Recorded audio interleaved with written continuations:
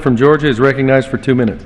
Thank you, Mr. Speaker. I appreciate that, Mr. Chair. You know, it is amazing. The American people still have not received answers that they deserve, I believe, from Lois Lerner. I think, but just sitting here on the floor and listening to the last few minutes, it just really amazes me about what's being said. It says, well, if the chairman had done this, or if we had done something else, if we had not done this, then maybe should have had more time, and maybe we'd have found out the truth. Well, maybe if I turned my head sideways, squinted real hard, maybe she would have talked then. But she did talk.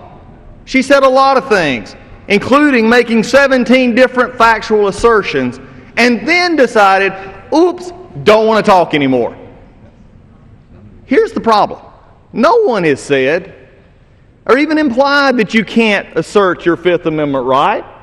That's never been said on this floor. It's never been asserted by any member of the Republican Party. What has been asserted is you can't come in and you can't say, I've done nothing wrong, no problem, I'm clean, oh, and by the way, quit asking me because I'm not going to answer any of your questions.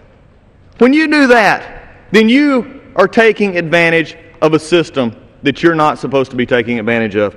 She could have walked in and from minute one said, Mr. Chairman, with all due respect, I'm not going to answer a question. I'm asserting my Fifth Amendment right. She did not do that. And what we have now is not a waste of time.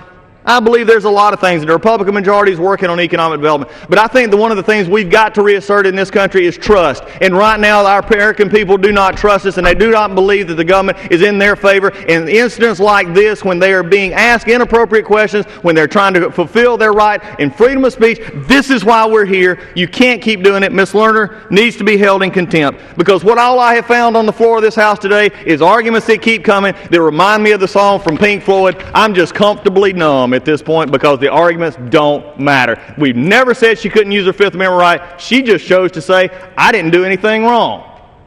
That's not the way this process works, Ms. Lerner. It's time to testify. With that, I yield back. Gentleman yields back. The remaining time for the gentleman from California is 10 minutes. The gentleman from Maryland has 4 3/4 minutes. Gentleman from Maryland. I would say to the gentleman that's leaving the floor now and that just spoke, the arguments do matter. This is still the United